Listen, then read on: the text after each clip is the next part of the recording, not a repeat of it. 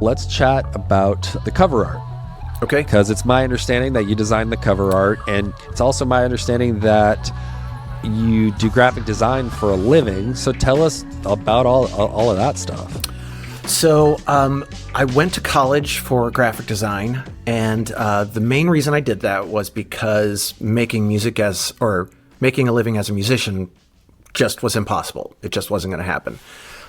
So you had to go to college to find out what you're actually going to make money doing. And I chose graphic design because it seemed like a cool thing. Honestly, I wanted to get into making like record covers, which I've never done, other than for like my own albums. But I pretty early on got into the publishing industry, doing books and magazines, which I really, really enjoyed. I really liked making physical projects and products rather than websites or apps or things like that. So I did that for a really long time, and I still do that to some extent. That was very useful in this whole process, honestly. Like part of the pitch process, we had to do a thumbnail and a designed PDF pitch deck thing, and so I knew how to design that and put that together and make it look fancy. You know, we had to do the cover art and everything, so I designed that. I didn't take the photo, but I did the design for the cover. So it just kind of helped us be a lean, mean production team. So to speak, because whatever we needed to do, we knew how to do it. You had all the resources, from like start to finish. That's pretty crazy. Yeah. Like most people, I mean, dude, there's so many people that want to do a podcast, let alone do a true crime podcast. And it's just interesting that, you guys had all the skill sets. Well, one, just to go back to the design, I found that, a lot of the projects I worked on were really complex books or magazines, 100 plus pages, lots and lots of photos and sidebars and everything.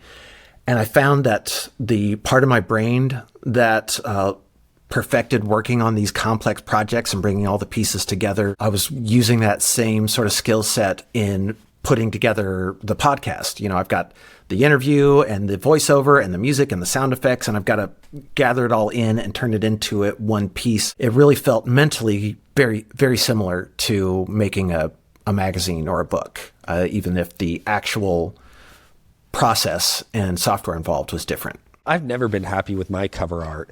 I don't know what to put on the cover. I'm like, currently I have my face on there. I'm like, do I want that on there? Do you put like a tagline on there? Do you put your face on there? Should the title alone convey what the show is about?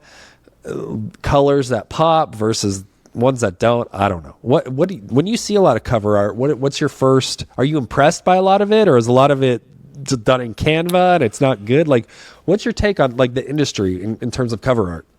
Well, I would say, most of the the stuff you see on the charts or sort of the, larger podcasts are all doing really, really good stuff. All of the top true crime shows, like fantastic. Badass cover art. Yeah.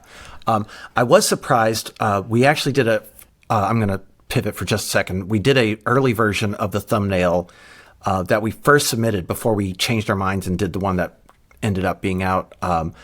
But the one that we did, the very first version that I did, there's like 7 other true crime podcasts that are on the charts that look almost identical. It's like newspaper clippings with a rip through the middle with the title through it's hilarious how many there are like that.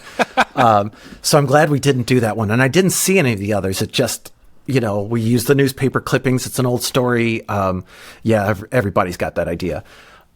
So I'm pretty critical of most graphic design out there. I'm pretty critical of most music. Are you? Okay. Yeah. So I would say most of it is pretty bad out there. Okay. The type of podcast you have, depends on what type of art you need. I will say, just from my experience as a designer and in marketing in general and in podcast, the thumbnail is so important. The title is really important. Those two things. So the thumbnail, so you would agree that it could be the difference between like checking the show out and not. 100%. I mean, I have no doubt that we got a bunch of clicks because of the title and the thumbnail. Like they're both very compelling, and people want to know what that's about. And for better or worse. But a podcast that's more business oriented or a chat show or something has a different kind of vibe to it. And I guess it all depends on how you're getting people to your podcast. If you have a robust marketing effort and some branding on your social media that's getting people there, then maybe it's less important. But if they're finding you through the podcast apps themselves, it's the most important thing is the thumbnail and the title of your podcast. Oh yeah, you're bumming me out, dude. I gotta I've thought about changing the name, but I kind of like the name, but I don't definitely need to change the cover art. I've changed it once and now I'm on like version 2, but maybe version 3 will be like the one that sticks for a while. On the face thing, for different schools of thought. Yeah, as long as I can remember, everyone's always told me faces are really important. And there is a face on the Hookergate thumbnail, so maybe ignore what I'm about to say. But I don't think it's as important as people think it is. It feels like a little bit of an easy thing to just be like, well, people feel connection when they see a face on something. Right. And it's like, yes, there is some of that, but it's like the, cover design 101.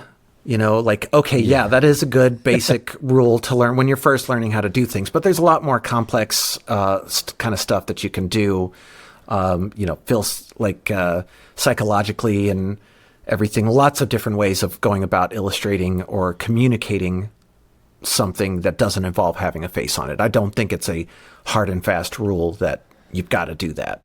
If you're a celebrity and you're recognizable, sure, absolutely do that. Or if you're wanting to become a celebrity, that can be a step in, putting your face on all of your branding. But, it all depends on what your goals are and what kind of podcast and what the podcast goals are too. Yeah. Well, cool. Let's wrap this up. Tell me what you're excited about and what you're working on. You briefly mentioned it, but maybe if you could just recap that for the audience and where people could find you if they want to get in touch. Right now, I'm just still continuing work on season 2 of Hookergate. I've got a lot of projects in the works right now. Unfortunately, not a lot to announce, but the easiest way to find me is my website, guykelly.com, just GUYKELLY.com.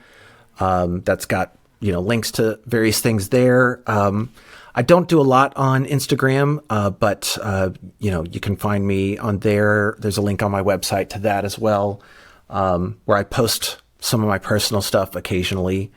Cool, man. Well, thank you for coming on the show, and we will chat soon. Thanks for having me on. This has been a lot of fun. Really appreciate it.